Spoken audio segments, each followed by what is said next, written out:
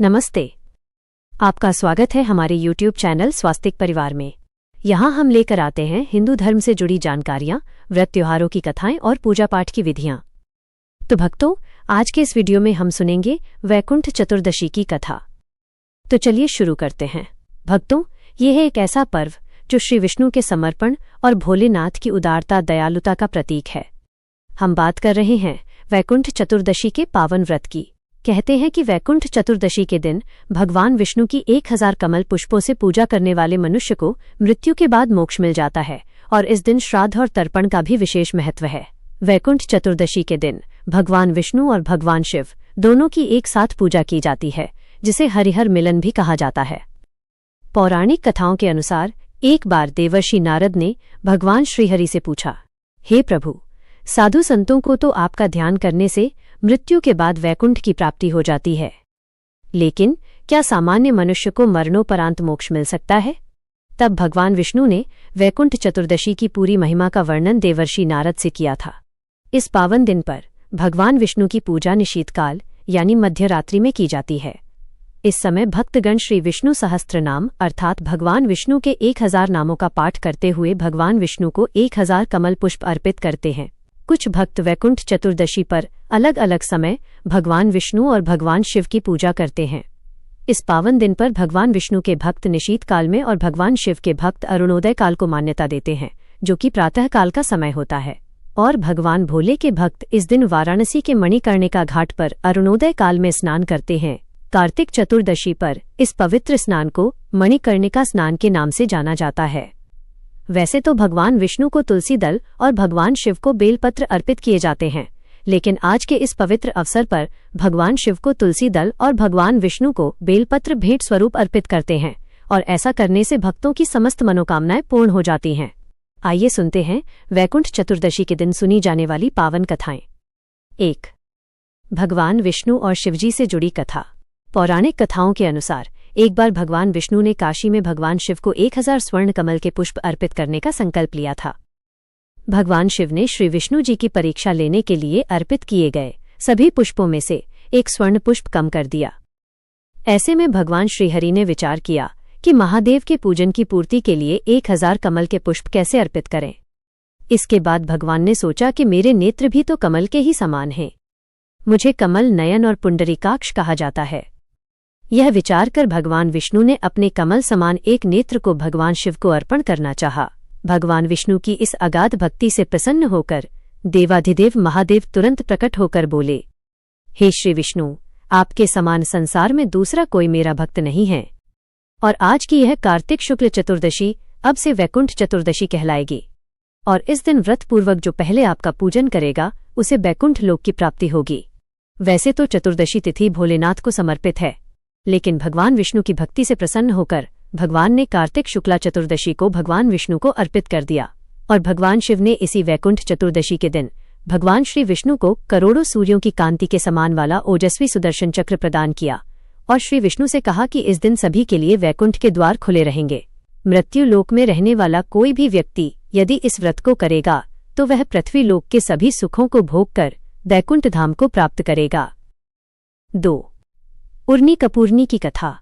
वैकुंठ चतुर्दशी की एक प्राचीन लोक कथा के अनुसार एक बार एक बूढ़ी माई थी। उनके पास एक बछड़ी थी जिसका नाम उन्होंने उर्नी कपूरनी रखा था। कार्तिक के महीने में बूढ़ी माई पुष्कर नहाने निकली तो पड़ोसन से कहने लगी कि मैं तो जा रही हूँ स्नान करने, पीछे तुम मेरी उर्नी कपूरनी का ध्यान रखना, उन्हें समय पर चारा डालना और पानी का कुंडा भरकर उसके पास रख देना। पड़ोसन रोज चारा डालती और पानी का कुंडा भरकर रख देती। एक दिन पड़ोसन को ध्यान नहीं रहा और वो उर्नी कपूरनी को चारा डालना भूल गई। उधर उर्नी कपूरनी को जब भूख लगी तो वो चारा ढूंढते ढूंढते पानी के कुंड में गिर पड़ी। गिरते ही उसका स्नान हो गया, भूखों मरती के वास हो गया और पानी के कुंडे में डूबने के कारण वो मर भी गई। उस दिन वैकुंठ चौदस थी तो वो बैकुंठ में गई। इधर बूढ़ी माई पुष्कर स्नान करके वापस आई तो पड़ोसन से पूछा, बहन, मेरी उर्नी कपूरनी कहाँ है? पड़ोसन बोली, बूढ़ी माई, वो तो मर गई। बूढ़ी माई ने पूछा, उसने कितनी कार्तिक नहाई? पड़ोसन बोली, ज्यादा तो नहीं, बस सिर्फ एक वैकुंठ चौदस ही नहाई। वैकुंठ चौदस के पुण्य से उर्नी कपूरनी ने राजा के घर में जन्म लिया, इसलिए महीना भर जो न नहा सके वह कार्तिक चौदस को जरूर स्नान ध्यान करके व्रत करे। उर्नी कपूरनी को जैसी गति मिले वैसी सबको मिले, खोटी की खरी अधूरी की पूरी, प्रेम से बोलिए वैकुंठ चौदस की जय। 3. वैकुंठ के द्वारपाल जय और विजय की कथा। अब सुनिए वैकुंठ के द्वारपाल जय और विजय की कथा। आत्माएं पृथ्वी यानी मृत्युलोक से जाने के बाद वैकुंठ लोक जाने की प्रतीक्षा करती हैं, लेकिन वैकुंठ के द्वारपाल जय और विजय ऐसे थे जिन्हें वैकुंठ छोड़कर मृत्युलोक में आना पड़ा, वह भी अपने ही आराध्य भगवान विष्णु का शत्रु बनकर। आखिर ऐसा क्यों हुआ और मृत्युलोक पर आकर उन्होंने क्या किया? चलिए जानते हैं इस कथा में। श्रीमद् भागवत पुराण के अनुसार जय और विजय भगवान विष्णु के प्रिय सेवक थे और बैकुंठ धाम के प्रवेश द्वार की रक्षा करते थे। एक बार सनक, सनंदन, सनातन और सनत कुमार, चारों सनत कुमार ऋषि वैकुंठ धाम में भगवान विष्णु के दर्शन करने के लिए आए, लेकिन जय और विजय ने उन्हें द्वार पर ही रोक दिया और कहने लगे कि अभी भगवान विष्णु विश्राम कर रहे हैं। यह सुनकर चारों सनत कुमार ऋषियों को बहुत क्रोध आया और उन्होंने जय और विजय को श्राप दे डाला और कहा कि तुम अहंकार में भरे हुए हो, इसलिए तुम्हें मृत्युलोक में जन्म लेना होगा और वहां तुम विष्णु भक्त के रूप में नहीं बल्कि उनके शत्रु के रूप में जन्म लोगे। जब जय विजय ने इस श्राप से बचने के लिए भगवान विष्णु से प्रार्थना की, तब भगवान ने उन्हें 2 विकल्प दिए कि या तो वे 7 जन्म तक भगवान विष्णु के भक्त बने रह सकते हैं या फिर वे 3 जन्मों तक भगवान के शत्रु बनकर जन्म लेंगे, लेकिन जल्दी ही भगवान के हाथों उन्हें मुक्ति मिलेगी और वे पुनः बैकुंठ लौटकर आ जाएंगे। जय और विजय ने 3 जन्मों का विकल्प चुना क्योंकि वे जल्दी ही भगवान विष्णु के पास लौटना चाहते थे। जय और विजय के 3 राक्षसी जन्म इस प्रकार थे। पहले जन्म सतयुग, जय हिरण्याक्ष बने जिन्हें भगवान विष्णु ने वराह अवतार में मारा, और विजय हिरण्यकश्यपु बने जिन्हें भगवान विष्णु ने नृसिंह अवतार में मारा। दूसरे जन्म त्रेता युग, जय रावण बने जिन्हें भगवान विष्णु ने श्रीराम अवतार में मारा, जबकि विजय कुंभकर्ण बने जो श्रीराम के ही हाथों मारे गए। तीसरे जन्म द्वापर युग, जय शिशुपाल बने जिन्हें भगवान विष्णु ने श्रीकृष्ण अवतार धारण करके मारा, वहीं विजय दंतवक्र बने जो श्रीकृष्ण के ही हाथों मारे गए। इस प्रकार तीनों जन्म पूरे करने के बाद जय और विजय वापस बैकुंठ लोक लौटकर आए और भगवान विष्णु के प्रिय पार्षद बन गए। 4. गज और ग्रह से जुड़ी कथा। कार्तिक मास महात्म्य में वर्णित कथा के अनुसार एक बार धर्मदत्त ने पूछा कि मैंने सुना है जय और विजय भी भगवान विष्णु के द्वारपाल हैं। उन्होंने पूर्व जन्म में ऐसा कौन सा पुण्य किया था जिससे वे भगवान के समान रूप धारण करके बैकुंठ लोक के द्वारपाल हुए? तब भगवान विष्णु के पार्षदों ने कहा, हे ब्राह्मण, पूर्व समय में तणविंदु की कन्या देवभूति के गर्भ से महर्षि कर्दम की दृष्टि मात्र से 2 पुत्र उत्पन्न हुए। उनमें से बड़े का नाम जय और छोटे का नाम विजय हुआ। उनके बाद उसी देवभूति के गर्भ से योग धर्म के जानने वाले भगवान कपिल उत्पन्न हुए। जय और विजय सदैव भगवान की भक्ति में लीन रहते थे। वे नित्य अष्टाक्षर मंत्र का जप और वैष्णव व्रतों का पालन करते थे। एक समय राजा मरुत ने उन दोनों को अपने यज्ञ में बुलाया। वहां पर जय ब्रह्मा बनाए गए और विजय आचार्य। उन्होंने यज्ञ की संपूर्ण विधि पूर्ण की। यज्ञ के अंत में अवभृत स्नान के पश्चात राजा मरुत ने उन दोनों को बहुत सारा धन दिया। धन लेकर वे दोनों भाई अपने आश्रम पर गए। वहां उस धन का बंटवारा करते समय दोनों में परस्पर लाग डांट हो गई। जय ने कहा, इस धन को बराबर बराबर बांट लिया जाए। विजय का कहना था, नहीं, जिसको जो मिला है वो उसी के पास रहे। तब जय ने क्रोध में आकर लोभी विजय को श्राप दे डाला, तुम ग्रहण करके देते नहीं हो, इसलिए ग्रह अर्थात मगरमच्छ हो जाओ।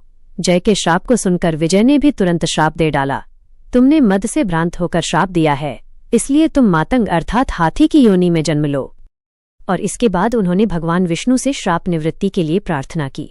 तब श्री भगवान ने कहा कि तुम मेरे भक्त हो, तुम्हारा वचन कभी असत्य नहीं होगा। तुम दोनों अपने ही दिए हुए इन शापों को भोग कर फिर से मेरे धाम को प्राप्त होगे। ऐसा कहकर भगवान विष्णु वहीं अंतर्ध्य हो गए। इसके बाद वे दोनों गंडकी नदी के तट पर ग्रह और गज हो गए। उस योनि में भी उन्हें पूर्व जन्म का स्मरण बना रहा और वे भगवान विष्णु के व्रत में तत्पर रहे। किसी समय वो गजराज कार्तिक मास में स्नान के लिए गंडकी नदी में गया तो उस समय ग्रह ने श्राप के हेतु को स्मरण करते हुए उस गजराज को पांव से पकड़ लिया। ग्रह द्वारा पकड़े जाने पर गजराज ने भगवान रमानाथ का स्मरण किया। तभी भगवान विष्णु शंख चक्र और गदा धारण किए वहां प्रकट हो गए। उन्होंने चक्र चलाकर ग्रह और गजराज का उद्धार किया और उन्हें अपने ही जैसा रूप देकर वैकुंठ धाम को ले गए। तब से वह स्थान हरि क्षेत्र के नाम से प्रसिद्ध है। वे दोनों विश्वविख्यात जय और विजय हैं जो भगवान विष्णु के द्वारपाल हुए हैं। 5. लपसी और तपसी की कहानी। ये थी वैकुंठ चतुर्दशी की कथाएं, और कार्तिक मास में सुनी गई कथाओं का पुण्य तब तक पूरा नहीं मिलता जब तक साथ में लपसी और तपसी की कहानी न सुनी जाए। तो अब सुनिए लपसी और तपसी की कहानी। एक बार की बात है, एक लप्स था और एक तपसी था। तप्स तो भगवान की तपस्या करता था और लप्स सवा सिर की लापसी बनाकर उसका भोग लगाकर जीम लेता था। एक दिन वे दोनों आपस में झगड़ा करने लगे। लप्स बोला, मैं बड़ा हूँ। तप्स बोला, मैं बड़ा हूँ। इतने में ही देवर्षि नारद वहां आए और बोले, तुम दोनों क्यों झगड़ा कर रहे हो? लप्स ने बताया कि, हे देवर्षि, मैं बड़ा हूँ। और तप्स ने कहा, मैं बड़ा हूँ। तप्स बोला, मैं सारा दिन भगवान की पूजा करता हूँ, इसलिए मैं बड़ा हुआ। ये सुनकर नारद जी ने कहा कि मैं तुम्हारा फैसला कल कर दूंगा। कार्तिक मास चल रहा था। दूसरे दिन लप्स और तपसी नहाकर आए तो नारद जी ने 1.25 करोड़ की अंगूठी उनके आगे फेंक दी। लप्स का ध्यान उस अंगूठी पर नहीं गया। तपसी तपस्या करने बैठा तो उसे जमीन पर पड़ी हुई अंगूठी दिखाई पड़ी और उसने उसे अपने घुटने के नीचे छुपा लिया और तपस्या करने लगा। उधर लप्स लापसी बनाकर उसका भोग भगवान को लगाकर जीमने बैठ गया। इतने में ही देवर्षि नारद वहां प्रकट हुए। उन्हें देखकर दोनों ने उन्हें प्रणाम किया और फिर दोनों ने एक साथ पूछा, बताइए देवर्षि, हम दोनों में से कौन बड़ा है? फिर तपसी ने एक बार फिर कहा कि मैं बड़ा हूं। लप्स हाथ जोड़कर खड़ा रहा। तब देवर्षि ने कहा कि मैं अभी इस बात का निर्णय किए देता हूं। फिर देवर्षि ने तप्स को इशारा किया और कहा कि तुम जरा अपना घुटना तो उठाओ। तब तप्स के एक घुटने के नीचे 1.25 करोड़ की अंगूठी निकली, जिसे देखकर नारद जी बोले, ये अंगूठी तूने चुराई है, तुझे तेरी तपस्या का फल नहीं मिलेगा। तब तप्स बोला, हे नारद जी, मेरी तपस्या का दोष कैसे दूर होगा? नारद जी ने कहा, रोटी बनाकर बाटियां नहीं बनाया तो फल तुझे मिलेगा। ब्राह्मण जमाकर दक्षिणा नहीं दी तो फल तुझे मिलेगा। साड़ी देकर ब्लाउज नहीं दिया तो फल तुझे मिलेगा। और जो दिए से दिया जलाए उसका फल तुझे मिलेगा। सब व्रत त्योहारों की कहानी सुनने के बाद जो तेरी कहानी न सुने उसका फल तुझे मिलेगा। तब से लप्स तपसी की कहानी सुनी और सुनाई जाती है। कहानी सुनने के बाद कहा जाता है, लप्स को फल लप्स न हो, तपसी को फल तप्स न हो। महा की कहानी कथा को फल महाने हो। ये थी लप्स और तपसी की कहानी। हमें उम्मीद है कि आपको हमारा ये वीडियो पसंद आया होगा और इससे आपको हिंदू धर्म, व्रत, त्योहारों और पूजा पाठ से जुड़ी नई व उपयोगी जानकारी मिली होगी। अगर आपको हमारा वीडियो अच्छा लगा हो तो लाइक, शेयर और सब्सक्राइब जरूर करें और घंटी का बटन दबाएं ताकि हमारे आने वाले हर नए धार्मिक वीडियो की सूचना आपको सबसे पहले मिले। फिर मिलेंगे अगले वीडियो में एक नई आध्यात्मिक कहानी और भक्ति भरे संदेश के साथ। जय श्री राम, जय माता दी, हर हर महादेव।